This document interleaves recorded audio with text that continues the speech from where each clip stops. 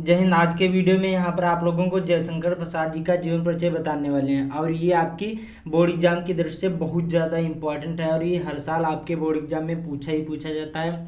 तो आज के वीडियो में बताने वाले हैं कि कितना बड़ा लिखना और कैसे लिखना है कि जिससे आपको अच्छे से अच्छे मार्क मिले, और ये अब 5 नंबर का हो गया है। तो वीडियो को पूरा जरूर देखना।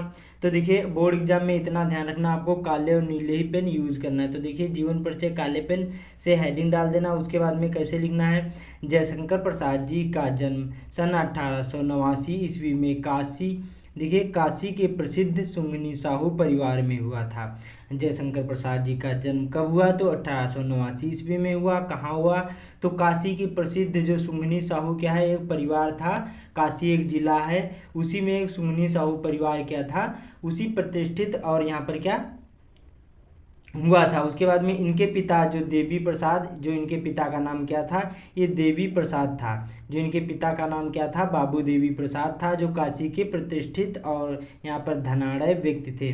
प्रतिष्ठित मतलब ये देखिए धनवान व्यक्ति थे, या फिर इस प्रकार से भी कह सकते हो कि जो इनके पिता थे बाबू देवी प्रसाद थे, क्या थे ये यहाँ पर प्रतिष्ठित और यहाँ पर धनवान थे। ठीक है, समझ में आया। इनका जो जन्म था 1889 ईस्वी में हुआ। कहाँ हुआ, तो काशी के एक प्रसिद्ध सुमनी साहू परिवार में हुआ था, और उनके पिता का नाम बाबू देवी प्रसाद था। ठीक है, तो बहुत सिंपल था। उसके बाद में आगे इसी में लिखना है कि इनकी प्रारंभिक शिक्षा घर पर हुई। जो इनकी प्रारंभिक शिक्षा हुई थी ये घर पर हुई, तथा स्वाध्याय मतलब स्वाध्याय का मतलब होता है अपने से ही क्या है, इन्होंने अंग्रेजी, संस्कृत, उर्दू और फारसी का श्रेष्ठ ज्ञान प्राप्त किया। जो स्वाध्याय का मतलब होता है अपने आप से, मतलब खुद का अध्ययन करके, दूसरों की यहाँ पर मदद ना लेकर, अपने से ही, या फिर स्कूल में ना जाकर, ये सभी क्या है यहाँ पर अंग्रेजी जैसे संस्कृत, उर्दू और फारसी का श्रेष्ठ ज्ञान प्राप्त किया। और साथ ही वेद, पुराण, इतिहास, दर्शन आदि का गहन अध्ययन किया। देखिए, स्वाध्याय से संस्कृत, अंग्रेजी, उर्दू और फारसी का श्रेष्ठ ज्ञान प्राप्त किया, और साथ ही वेद, पुराण, इतिहास, दर्शन आदि का गहन अध्ययन किया। उसके बाद में माता पिता तथा बड़े भाई की मृत्यु हो जाने से व्यवसाय और परिवार का उत्तरदायित्व संभाला ही था। जो इनके माता पिता तथा इनके बड़े भाई की मृत्यु हो जाती है, उसके बाद में परिवार का दायित्व संभाला ही था कि युवा अवस्था के पूर्व भी भाभी और एक के बाद दूसरी इनकी पत्नी की मृत्यु भी हो जाती है।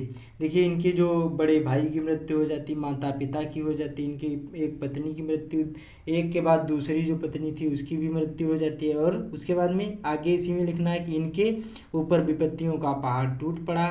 और उसके बाद में आगे लिखना, वैभव के पालने में झूलता इनका परिवार ऋण के बोझ से दब गया। उसके बाद में इनको विषम परिस्थितियों में जीवन भर संघर्ष करना पड़ा, लेकिन इन्होंने कभी हार नहीं मानी।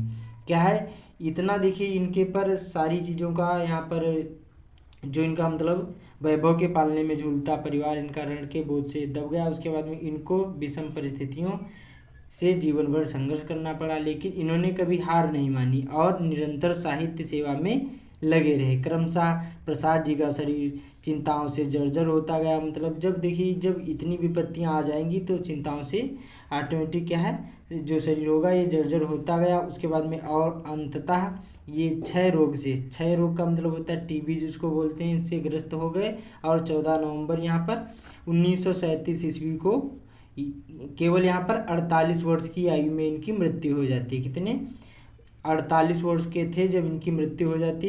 1889 ईस्वी में इनका जन्म हुआ और यहाँ पर 1937 ईस्वी में इनकी मृत्यु हो गई। उसके बाद में आगे हेडिंग में लिखना है रचनाएं। रचनाएं में स्कंदगुप्त, छाया, प्रतिध्वनि, कंकाल, कामायनी आदि इनकी ये सभी रचनाएं हैं। तो इतना ही बड़ा लिखना है, आपको 5 नंबर मिल जाएंगे। 2 नंबर रचनाओं के होते हैं, 3 नंबर जीवन परिचय के होते हैं। तो सिंपल सा है, जैसे यहाँ पर क्लास 12th वाले ये वीडियो देख रहे हैं तो क्या करना है, जीवन परिचय की जगह साहित्यिक परिचय डाल देना, बाकी सेम लिख दोगे, नंबर आपको फुल के फुल मिल जाएंगे। तो उम्मीद करता हूँ आप लोगों को समझ में आ गया होगा। बहुत सिंपल सा है। बाकी इस वीडियो को ज़्यादा से ज़्यादा शेयर कर देना। चैनल पर पहली बार आए चैनल को सब्सक्राइब भी कर लेना। तो मिलते हैं अगले वीडियो में।